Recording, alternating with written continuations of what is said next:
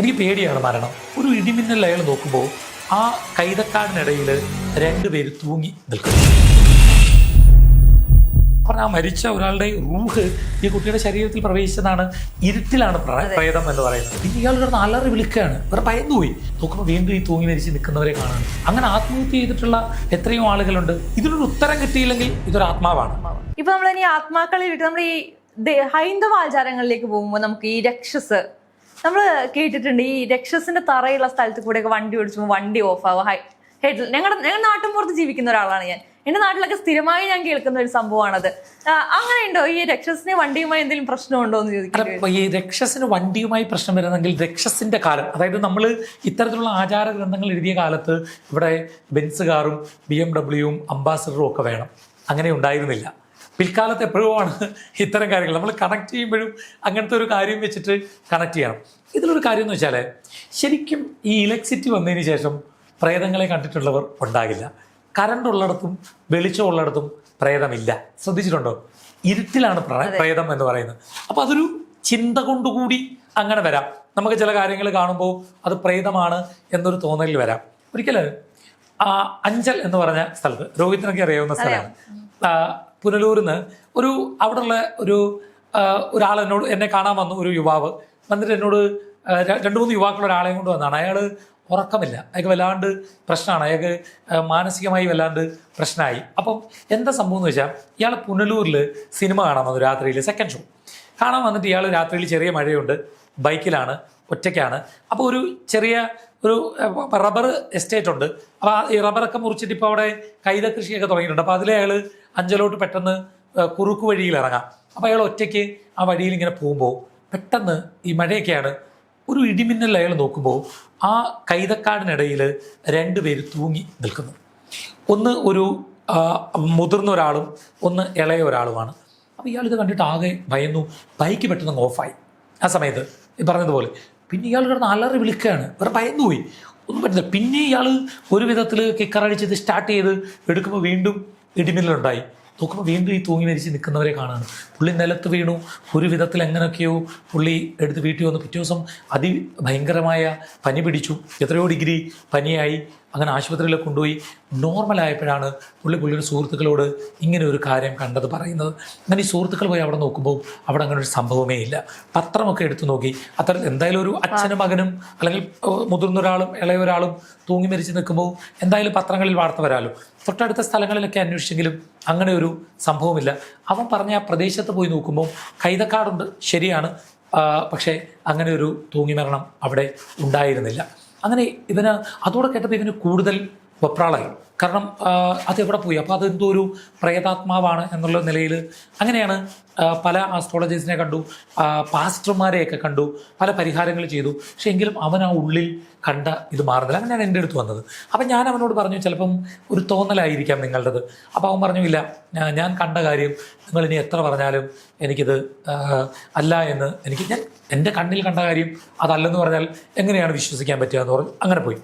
അങ്ങനെ ഏഷ്യാനെറ്റിൻ്റെ ന്യൂസിൻ്റെ ചാനൽ ആ സമയത്ത് കൊട്ടാരക്കരയുണ്ട്, അവരുടെ ബ്യൂറോ. പിന്നീട് അത് മാറി. അന്ന് എനിക്ക് ലോക്കൽ ബ്യൂറോകൾ തുടങ്ങിയ ഒരു സമയമാണ് കൊട്ടാരക്കര, തിരുവല്ലയിലൊക്കെ. അപ്പോൾ അവിടെ പ്രിൻസ് പാങ്ങാടൻ എന്ന് പറയുന്ന റിപ്പോർട്ടറാണ് ഏഷ്യാനെറ്റിൽ അന്ന് ഉണ്ടായിരുന്നത്. എൻ്റെ സുഹൃത്താണ്. അപ്പം അന്ന് പ്രിൻസിനെ കാണാൻ വേണ്ടി വൈകുന്നേരം പ്രിൻസിൻ്റെ ഓഫീസിൽ പോയി. അപ്പോൾ ഞാൻ ചിലപ്പോൾ പ്രിൻസ് ഒരു വീഡിയോ എഡിറ്റിംഗ് സ്യൂട്ടിലിട്ട് ഇങ്ങനെ അത് എഡിറ്റ് ചെയ്യാൻ വേണ്ടിയുള്ള തയ്യാറെടുപ്പിലാണ്. അപ്പോൾ കാര്യം പറഞ്ഞിരിക്കുമ്പോൾ ഞാൻ ആ വീഡിയോയിൽ നോക്കുമ്പോൾ അവിടെ ഒരു കൈതക്കാടിൻ്റെ ഒരു ഷോട്ടാണ്. ആ പാൻ ഷോട്ട് ഇങ്ങനെ വരുമ്പോൾ അതിൽ 2 രൂപങ്ങൾ മറ്റേ കണ്ണ് കിട്ടാതിരിക്കാൻ വേണ്ടി നമ്മുടെ നാട്ടിലൊക്കെ കെട്ടി തൂക്കിയിടും. തലയിൽ കുടവും വെച്ചിട്ട് വൈറ്റ് കളർ ഇതൊക്കെ ഇട്ടിട്ട് 2 കച്ചി കൊണ്ടുണ്ടാക്കിയ 2 മനുഷ്യരൂപങ്ങൾ കെട്ടിയിട്ടേക്കുന്നു. അപ്പോൾ ഞാൻ പ്രിൻസോട് ചോദിച്ചത് എവിടെയാണ്? അപ്പോൾ പ്രിൻസ് പറഞ്ഞ് ഇന്ന സ്ഥലമാണ്. കൈതയെ പറ്റി ന്യൂസ് ചെയ്യാണ്, കൈത കൃഷിയുടെ സാധ്യതകൾ അല്ലെങ്കിൽ അവരനുഭവിക്കുന്ന പ്രശ്നങ്ങളെ പറ്റി. അപ്പോൾ ചോദിച്ചപ്പം ആ സ്ഥലമാണ്. പെട്ടെന്ന് ഞാൻ വണ്ടിയും എടുത്ത് ഞാൻ ഇവരുടെ ഇത് തപ്പിപ്പിടിച്ചിട്ട് ഞാൻ പറഞ്ഞു, വന്ന ഒരാളെ എനിക്ക് പരിചയം ഉണ്ടായിരുന്നു. ഞാൻ പറഞ്ഞു, ഇങ്ങനൊരു ഇഷ്യൂ ഉണ്ട്, അവിടെ ഇങ്ങനെ ഒരു രൂപം ഉണ്ടെന്ന് പറഞ്ഞു. അങ്ങനെ അവർ ആ കൈത കൃഷി ചെയ്യുന്ന ആളുടെ വീട്ടിൽ ചെന്നപ്പോൾ നനഞ്ഞു കുതിർന്ന 2 ഈ രൂപം മറ്റേ കച്ചി കൊണ്ടുള്ളത് അവിടെ നിലത്തിട്ടേക്കാണ്. പുതിയ 2 രൂപങ്ങൾ അവിടെ കണ്ണു കിട്ടാതിരിക്കാൻ വെക്കാൻ ഇവരുണ്ടാക്കുകയാണ്. ശരിക്കും ഇങ്ങനെ ഒന്ന് കണ്ടുപിടിച്ചില്ലെങ്കിൽ അത് പ്രേതമാണ്. അപ്പൊ ഇരുട്ടത്തെ ഭയപ്പെടുത്തുന്ന ഒരു കാര്യത്തെ നമ്മൾ കണ്ടുപോയി തൊട്ടറിഞ്ഞാൽ അത് പലതും പ്രേതമല്ല എന്ന് നമുക്ക് മനസ്സിലാക്കാൻ കഴിയും. പക്ഷെ എന്ന് വെച്ചാൽ നമുക്കൊരിക്കലും ഉത്തരം കിട്ടാത്ത ഒരുപാട് കാര്യങ്ങൾ ഇപ്പോഴുമുണ്ട്. പക്ഷെ ഉത്തരങ്ങൾ നമ്മൾ തേടണം, ഉത്തരങ്ങൾക്ക് വേണ്ടി നമ്മൾ പോകണം. പണ്ട് അത്തരത്തിലുള്ള കഥകൾ ഉണ്ടായിരുന്നത് പോലെ ഇന്ന് അത്തരത്തിലുള്ള കഥകൾ ഇല്ല. കാരണം ഇന്ന് ഇതിന് പലതിനും ഉത്തരങ്ങൾ നമ്മുടെ മുമ്പിൽ റെഡിയാണ്. പിന്നെ എല്ലായിടത്തും വെളിച്ചമുണ്ട്. പക്ഷെ എന്താണെന്നറിയോ, നമ്മൾ ഈ ഇത്തരത്തിലുള്ള പ്രേതവുമായി ബന്ധപ്പെട്ട അല്ലെങ്കിൽ ഇങ്ങനത്തെ ഒരു പ്രശ്നങ്ങളുമായി വരുന്നവരിൽ കൂടുതലും അത്രയും എഡ്യൂക്കേറ്റഡ് ആയ ആൾക്കാരാണെന്നുള്ളതാണ്. ഇപ്പൊ നമ്മൾ ഇങ്ങനത്തെ വീഡിയോസ് പബ്ലിഷ് ചെയ്യുമ്പോൾ നമുക്ക് ഇങ്ങനെ കോളുകൾ വരാറുണ്ട്, ഇങ്ങനത്തെ ആൾക്കാരുടെ നമ്പറുകൾ ചോദിച്ചിട്ട്. ഈ വിളിക്കുന്നവരിൽ ഒരുപാട് പേര് ഡോക്ടർമാരാണ്, അഡ്വക്കേറ്റ്സ് ആണ്, അല്ലെങ്കിൽ അത്രയും ഹൈ പ്രൊഫൈൽ ജോലി ചെയ്യുന്നവരാണ്. എന്നുവെച്ചാൽ നമ്മൾ വിചാരിക്കുന്നത് നമ്മൾ ഈ അത്രത്തോളം ചിന്തിക്കാൻ പറ്റാത്തവർക്കാണ് ഇതിലൊക്കെ വിശ്വാസം. പക്ഷെ അല്ല, ഇതിൽ വിശ്വസിക്കുന്നതിൽ കൂടുതലും ഇത്രയും എഡ്യൂക്കേറ്റഡ് ആയ ആൾക്കാരാണെന്ന് അറിയുമ്പോൾ ഉണ്ടാക്കുന്ന ഒരു ഞെട്ടലുണ്ട്. അല്ല, തീർച്ചയായിട്ടും ഈ വിദ്യാഭ്യാസവും ഇത് വിശ്വാസത്തിന്റെ ഭാഗമായിട്ടുള്ള ഒരു കാര്യമാണല്ലോ. വിശ്വസിക്കുന്നതിൽ തെറ്റില്ല. പക്ഷെ ഈ വിശ്വാസം നമ്മുടെ ജീവിതത്തെ തകിടം മറിക്കുന്നതാണെങ്കിൽ അവിടെയാണ് പ്രശ്നം. നിങ്ങൾ പ്രേതമുണ്ടെന്ന് വിശ്വസിക്കുന്നതിൽ ഒരു തെറ്റുമില്ല. പക്ഷെ പ്രേതവിശ്വാസം നിങ്ങളുടെ ജീവിതത്തെ തകിടം മറിക്കുന്നു എങ്കിൽ അത് പ്രശ്നമാണ്. നിങ്ങൾക്ക് മുന്നോട്ട് ജീവിക്കാൻ കഴിയില്ല. അങ്ങനെ ആത്മഹത്യ ചെയ്തിട്ടുള്ള എത്രയോ ആളുകളുണ്ട്. ഇപ്പം ഒരു ആസ്ട്രോളജറിനോ ഒരു ആത്മീയ ഗുരുവിനോ ഡീൽ ചെയ്യാൻ പറ്റാത്തൊരു കാര്യത്തെ തീർച്ചയായും നിങ്ങൾ സൈക്കോളജിസ്റ്റിൻ്റെ അടുത്ത് വിടണം. കാരണം അവർ കുറച്ചുകൂടി ഇതിന് അഡ്വാൻസ്ഡ് ആയിട്ട് പഠിച്ചിട്ടുള്ളവരാണ്. അവരുടെ മുമ്പിൽ ഇതിന് പലതിനും ആൻസർ ഉണ്ടാവും. ഇത് പ്രശ്നം എവിടെ നിന്നറിയോ, വിശ്വാസികൾ ഇല്ലാതാകാൻ നിൽക്കരുത്. ഇതൊരു ഹൈന്ദവ വിശ്വാസം, ഏത് വിശ്വാസമാണെങ്കിലും ആത്മാവ് എന്നൊക്കെ പറയുന്ന എല്ലാ വിശ്വാസങ്ങളുടെയും ഭാഗമായിട്ടുണ്ട്. ഉദാഹരണമായിട്ട് എൻ്റെ ഒരു ഇസ്ലാം മത വിശ്വാസിയായിട്ടുള്ള ഒരു സുഹൃത്ത് ഒരു മാധ്യമ പ്രവർത്തകരാണ്. അപ്പം അദ്ദേഹത്തിൻ്റെ കുഞ്ഞ് രാത്രിയിൽ ഭയങ്കരമായിട്ട് കരയുന്നു, മുടി പിടിച്ച് വലിക്കുന്നു. കൊച്ചു കുഞ്ഞാണ്. അപ്പം ഇവൻ ആകെപ്പാടെ വിഷമായി, ഭയങ്കര വേദനയായി. 2-3 ദിവസമായപ്പോൾ ഇവൻ നേരെ ഇതെന്തോ അപ്പം പറഞ്ഞ് എന്തെങ്കിലും പ്രശ്നമായിരിക്കും എന്ന് പറഞ്ഞ് ഒരു അറബിക് ജ്യോതിഷം നടത്തുന്ന ഒരു ഉസ്താദിൻ്റെ അടുത്ത് ചെന്നു. അപ്പം അദ്ദേഹം പറഞ്ഞത് റൂഹാണ്. അവനോട് ചോദിച്ചത്, നിങ്ങളുടെ വീടിൻ്റെ അടുത്ത് ജലാശയമുണ്ടോ എന്ന് ചോദിച്ചു. അപ്പോൾ ഉണ്ട്, അവർക്കും അറിയാവുന്നതാണ്, കനാലിൻ്റെ അടുത്ത്. അവിടെ ആരെങ്കിലും മരിച്ചിട്ടുണ്ടോ എന്ന് ചോദിച്ചു. സ്വാഭാവികമാണ്, വർഷത്തിൽ 1-2 മരണങ്ങളൊക്കെ അവിടെ നടക്കും. അപ്പം ആ മരിച്ച ഒരാളുടെ റൂഹ് ഈ കുട്ടിയുടെ ശരീരത്തിൽ പ്രവേശിച്ചതാണ്, ഇത് മാറ്റണം എന്നൊക്കെ പറഞ്ഞ് അദ്ദേഹം എന്തൊക്കെയോ അവരുടെ മന്ത്രങ്ങളൊക്കെ ചൊല്ലി കയ്യിലെന്തോ കെട്ടിയൊക്കെ കൊടുത്തിട്ട് തിരിച്ച് ഇവർ വന്നു. പക്ഷെ രാത്രിയായപ്പോൾ ഈ കുട്ടി ബഹളം വെച്ചിട്ട് ഈ കയ്യിലുള്ളത് കഴിച്ച് കളഞ്ഞ് അമ്മയുടെ മുടി പിടിച്ച് വലിക്കുന്നു, ഉറക്കമില്ല. അങ്ങനെ 2 ദിവസം കഴിയുമ്പോൾ വീണ്ടും ഇതേ ആളുടെ അടുത്ത് സമീപിച്ചപ്പോൾ പറഞ്ഞു, എന്നെ ഇത് പഠിപ്പിച്ച ഒരാളുണ്ട്, അദ്ദേഹം കുറച്ചും കൂടി മൗലവി അങ്ങനത്തെ ഒരു ആളാണ്, അദ്ദേഹം ഇപ്പം നാട്ടിലില്ല, അദ്ദേഹത്തെ നമുക്ക് കൊണ്ടുവരാം, അല്പം ചിലവാകും, എന്തായാലും ഞാൻ ഒന്ന് സംസാരിക്കട്ടെ എന്ന് പറഞ്ഞു വിട്ടു. അപ്പം അങ്ങനെ ഇരിക്കുമ്പോൾ ഇദ്ദേഹം ഒരു ആസ്ട്രോളജറെ വിളിച്ചപ്പോൾ അദ്ദേഹം പറഞ്ഞു കൊടുത്തു, എടാ എന്തായാലും നീ ഡോക്ടറെ ഒന്നുകൊണ്ട് കാണിക്കാൻ പറഞ്ഞു. അങ്ങനെ പിറ്റേ ദിവസം അവന് ഒരു പീഡിയാട്രീഷ്യനെ കൊണ്ട് കാണിച്ചു. അപ്പോൾ അദ്ദേഹം എല്ലാം പരിശോധിച്ചിട്ട് ചോദിച്ചു, നിങ്ങൾ വിര ഇളകാനുള്ള മരുന്ന് കൊടുത്തു എന്ന് ചോദിച്ചു. അപ്പോൾ അതില്ല എന്ന് പറഞ്ഞു. അങ്ങനെ മരുന്ന് കൊടുത്തു, വിര ഇളകുന്ന മരുന്ന് കൊടുത്തു. ആ കുട്ടിക്ക് ആ പ്രശ്നം തരും. രാത്രിയാകുമ്പോൾ ഇങ്ങനെ പല്ല് ചെറുപ്പുകയും പിടിച്ചു വലിക്കുകയും ചെയ്യുന്നതാണ്. അപ്പം ഞാൻ പറഞ്ഞത്, ഇതിനൊരു ഉത്തരം കിട്ടിയില്ലെങ്കിൽ ഇതൊരു ആത്മാവാണ്, ശല്യപ്പെടുത്തുന്ന ആത്മാവാണ്, എവിടെയോ മരിച്ചൊരു പ്രേതമാണ്. ഇതിൻ്റെ അപകടം എന്താ? ഇതാ കുടുംബത്തിൻ്റെ താളം തെറ്റിക്കുകയാണ്. ഇതെല്ലാ വിശ്വാസത്തിലും ഉണ്ട്.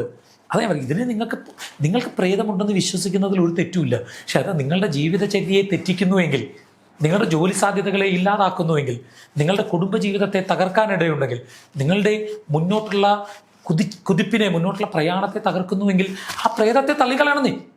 അത് ഇല്ലെങ്കിൽ അത് അപകടമാണ്. ഉണ്ടെങ്കിലുണ്ട്, പക്ഷെ ഇത് നമ്മളെ തകർക്കാൻ ശ്രമിക്കുന്നു ചിന്തിച്ചാൽ നമുക്ക് പിന്നെ ഉറങ്ങാൻ കഴിയില്ല. നമ്മൾ സൈക്കോളജിക്കൽ പ്രശ്നത്തിലേക്ക് മാറുകയാണ്, ചിലപ്പോൾ സൂയിസൈഡിലേക്ക് മാറും. ഇതിൽ വിദ്യാഭ്യാസമല്ല, ഇൻസെക്യൂരിറ്റി ഫീലാണ്. ശരിക്കും എന്താ പറയുക, നമ്മുടെ പ്രശ്നം എന്താണെന്ന് നമുക്ക് തിരിച്ചറിയാൻ പറ്റാത്തടത്താണ് ഈ പ്രശ്നം. നമ്മൾ അങ്ങനെയുള്ള പ്രശ്നത്തെ ഒരു അദൃശ്യനായ ആരോ ചെയ്യുന്നു എന്ന് ചിന്തിക്കുന്നത് നമ്മളെ സംബന്ധിച്ച് സേഫ് സോണാണ്, എസ്കേപ്പിസമാണ്. എനിക്കറിയാവുന്ന ഒരു ബിസിനസ്സുകാരനൊരു പയ്യനുണ്ട്, അയാൾക്ക് ഇതെല്ലാം വിശ്വാസമാണ്. ഇയാൾ ജോലിക്ക് പോകത്തില്ല, ഇയാൾ എണീക്കുന്നത് 12 മണിക്കാണ്, ഇയാൾ കാര്യങ്ങൾക്ക് പോകത്തില്ല, എന്നിട്ട് തകർന്നിരിക്കുന്നത് ഇത്തരത്തിൽ പ്രേതമാണ്, ഉപദ്രവമാണെന്ന് പറയുമ്പം ഞാൻ ചിരിച്ചു ചോദിക്കും, എത്ര മണിക്ക് നിങ്ങളുടെ ഓഫീസിൽ പോവാറില്ല?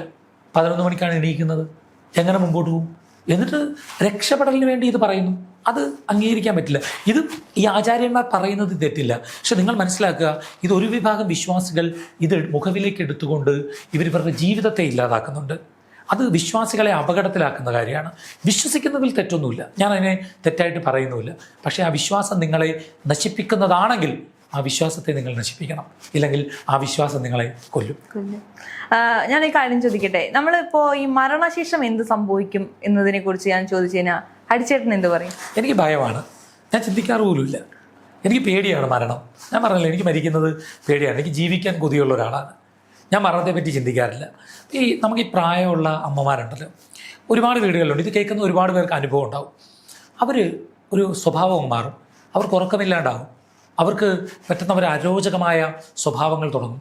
മരിച്ചുപോയവരെ അവർ കാണും, അല്ലെങ്കിൽ ചുറ്റും ആരോ ഉണ്ട് എന്നവർ ചിന്തിച്ച് അവർ ബഹളം വയ്ക്കും. ഒരുപാട് പേരുണ്ട്, അമ്മമാർ, അച്ഛന്മാരൊക്കെ. നമ്മൾ അവരുടെ ജീവിതത്തിലേക്ക് ഒന്ന് ചിന്തിക്കുക. നമ്മൾ ജയിലിൽ പോവാണ് എന്ന് വിചാരിക്കുക, നമുക്ക് തിരിച്ചു വരാം എന്ന പ്രതീക്ഷയിലാണ് നമ്മൾ പോകുന്നത്. ഗൾഫിൽ പോവുകയാണെങ്കിൽ തിരിച്ചു വരാമെന്ന പ്രതീക്ഷയിലാണ് പോകുന്നത്. പക്ഷെ നിങ്ങൾ മരണത്തെപ്പറ്റി ഒന്ന് ചിന്തിക്കൂ. മരണം എന്ന് പറയുന്നത് തൊട്ടടുത്ത നിമിഷം നമുക്ക് നമ്മുടെ വീട് കാണാൻ പറ്റില്ല, നമുക്ക് നമ്മുടെ ബന്ധുക്കളെ കാണാൻ പറ്റില്ല, നമ്മൾ ഏറ്റവും കൂടുതൽ സ്നേഹിക്കുന്ന ആളുകളെ നമുക്ക് കാണാൻ കഴിയില്ല, നമ്മുടെ മക്കളെ കാണാൻ കഴിയില്ല, നമ്മുടെ ചുറ്റുപാടുള്ളതൊന്നും കാണാൻ കഴിയില്ല, നമ്മുടെ സഹോദരങ്ങളെ കാണാൻ കഴിയില്ല, നമുക്കൊന്നും കാണാൻ കഴിയില്ല. നമ്മൾ ഈ ഉണ്ടാക്കിയ സ്വത്തുക്കളോ ഒന്നും കാണാൻ കഴിയാത്ത ഒരു അനന്തതയിലേക്ക് നമ്മളങ്ങ് പോവാണ്. പിന്നെ ഒരു ജീവിതം, പിന്നെ നമ്മളില്ല. അങ്ങനൊരു അവസ്ഥയെ പറ്റി ഒന്ന് ആലോചിച്ച് നോക്കൂ. ഭയാനകമാണ്. എന്തിനാണ് അതേപ്പറ്റി ചിന്തിക്കുന്നത്? അതുകൊണ്ടാണ് പല വിശ്വാസങ്ങളിലും മരണാനന്തര ജീവിതത്തെപ്പറ്റി പറയുന്നത്. എന്തിനാ? പല വിശ്വാസങ്ങളിലുണ്ട്. ഹൈന്ദവ വിശ്വാസം എല്ലാം, മിക്കവാറും മതവിശ്വാസങ്ങളിൽ അങ്ങനെ പറയുന്നുണ്ട്. എന്തിനാണ് അങ്ങനെ പറയുന്നതെന്ന് അറിയൂ? ഒരു പ്രതീക്ഷയ്ക്കായിരിക്കാം. അല്ല, എടാ, നീ മരിച്ചു ചെല്ലുമ്പോൾ നിനക്കിതെല്ലാം അവിടെ കിട്ടും. നീ അപ്പം ഇവിടെ എന്ത് വേണം? നല്ലവനായി ജീവിക്കാം. നീ ഇവിടെ നീ ഒരുത്തനെ പറ്റിച്ചും ചതിച്ചും വഞ്ചിച്ചും ഒന്നും ജീവിച്ചിട്ട് കാര്യം. നീ മേളിൽ ചെല്ലുമ്പോൾ നിനക്ക് ഇതെല്ലാം ആൻസറബിൾ ആണ് എന്ന് പറയുന്നത് നീ ഇവിടെ നല്ലോണം ജീവിക്കാനാണ്. നമ്മുടെ കുഞ്ഞുങ്ങളോട് അമ്മ ആഹാരം കഴിക്കാനിരിക്കുമ്പോൾ പറയും, മോനെ ഇത് കഴിച്ചാൽ നിനക്ക് അമ്പിളിമാമനെ പിടിച്ചു തരാം എന്ന് പറയും. ഒരമ്മയും ഒരു കുഞ്ഞുങ്ങൾക്കും അമ്പിളിമാമനെ പിടിച്ചു കൊടുത്തിട്ടില്ല. പക്ഷെ എന്തിനാണ് ആ പ്രതീക്ഷ കൊടുക്കുന്നത്? ഇവനെ കൊണ്ട് ആഹാരം കഴിപ്പിക്കാനാണ്. ഞാൻ മനസ്സിലാക്കുന്ന മതഗ്രന്ഥങ്ങളും മറ്റും എല്ലാത്തിലും എന്തിനാണ് ആ പ്രതീക്ഷ കൊടുക്കുന്നത്? നീ ഇവിടെ മര്യാദയ്ക്ക് ജീവിക്കാനാണ്. മരണാനന്തര ജീവിതം ഉണ്ടെന്ന് ചിന്തിക്കട്ടെ, നല്ലതാണ്. ഞാൻ ആഗ്രഹിക്കുന്നു ചിലപ്പോൾ മരിച്ചു ചെല്ലുമ്പോൾ എൻ്റെ അച്ഛൻ അവിടെ ഉണ്ട്, അച്ഛനെ ഞാനവിടെ അടിച്ചു പൊളിച്ച് ജീവിക്കുന്നത് നല്ലതാണെന്ന് തന്നെയാണ് എൻ്റെ വിശ്വാസം. അങ്ങനെ ഒരു പ്രതീക്ഷ എനിക്കുണ്ടെങ്കിൽ അത് നല്ലതാണ്. പക്ഷേ എങ്കിലും എനിക്ക് മരണത്തെ പേടിയാണ്, എനിക്ക് മരിക്കാൻ ഇഷ്ടമല്ല. മരണത്തെ പറ്റി ഞാൻ ചിന്തിക്കില്ല. പക്ഷെ ഞാൻ ചിന്തിച്ചൊരു കാര്യമുണ്ട് കേട്ടോ, ഒരു ഇമാജിൻ സംഭവം. അതായത് നമ്മൾ മരിച്ചു പോകുന്നു, മരിച്ചിട്ട് കുറേ വർഷങ്ങൾക്ക് ശേഷം ഒരു 10-25 വർഷം കഴിയുമ്പം നമ്മളിവിടെ തന്നെ പുനർജനിക്കുന്നു, അല്ലെങ്കിൽ എവിടെയെങ്കിലും പുനർജനിക്കുന്നു. നമുക്ക് ഈ കാലം ഓർമ്മ വരികയാണ്, നമ്മൾ ഇപ്പോൾ ജനിച്ച കാലം ഓർമ്മ വരികയാണ്. നിങ്ങളൊന്ന് ചിന്തിക്കണം കേട്ടോ. അങ്ങനെ നമ്മൾ തിരിച്ച് നമ്മുടെ നാട്ടിലേക്ക് വരികയാണ്. നമ്മൾ ആലോചിച്ച് നോക്കും, നമ്മുടെ നാട്ടിലെ മാറ്റങ്ങൾ. ഇപ്പം നമ്മൾ കാണുന്ന ഷോപ്പുകൾ മാറുന്നു, ചിലപ്പോൾ നമ്മുടെ വീട് നിന്നിടത്ത് മറ്റൊരു തരത്തിലായിരിക്കും കാര്യങ്ങൾ. നമ്മുടെ കൊച്ചുമക്കളായിരിക്കും അപ്പം നമ്മുടെ മക്കളൊക്കെ പ്രായമായിട്ടുണ്ടാവും. അവർ ആ കൊച്ചുമക്കളെ ഡീൽ ചെയ്യുന്ന രീതി, അത് ചിലപ്പോൾ അവരുടെ കല്യാണം, അവരുടെ കുഞ്ഞുങ്ങൾ, അവർ നമ്മളെ തിരിച്ചറിയുന്നില്ല. നമ്മൾ ചെല്ലുമ്പോൾ അവർ ജീവിക്കുന്ന ഒരു രീതി, ചിലപ്പോൾ നമ്മുടെ പിക്ചറൊക്കെ അവരിട്ട് മാലയിട്ട് വെച്ചിട്ടുണ്ടാവാം. ചിലപ്പോൾ നമ്മൾ കളിച്ച് വളർന്നത്, ഇപ്പം നിങ്ങളുടെ ഈ ചാനൽ, ഈ ഫ്ലോറൊക്കെ, അപ്പോൾ ചിലപ്പോൾ ഈ ബിൽഡിങ്ങേ ഇവിടെ ഉണ്ടാകില്ല. അല്ലെങ്കിൽ അന്നത്തെ കാലത്ത് പുതിയ ചില മാധ്യമ പ്രവർത്തകർ, അവരുടെ ജാടകൾ, ഞങ്ങളാണ് ഈ ലോകം മുഴുവൻ സൃഷ്ടിച്ച് എന്ന അവരുടെ ചിന്തകൾ. ഒന്ന് ഇമാജിൻ ചെയ്ത് നോക്കിയേ. ഇപ്പം നമ്മളോടൊപ്പമുള്ള നമ്മളുടെ ഏറ്റവും അടുത്ത ഇൻറ്റിമേറ്റ് ഫ്രണ്ട്, അവരുടെ വീട്, അവർ മരിച്ചു പോയിട്ടുണ്ടാവും, അവരുടെ മക്കൾ, അല്ല നമ്മൾ സഹായിച്ചിട്ടുള്ള ഒത്തിരി ആളുകൾ. അങ്ങനെ ഞാൻ ഇടയ്ക്ക് ചിന്തിക്കാറുണ്ട്. പക്ഷെ അപ്പോഴും എനിക്ക് മരണത്തെ പേടിയാണ്.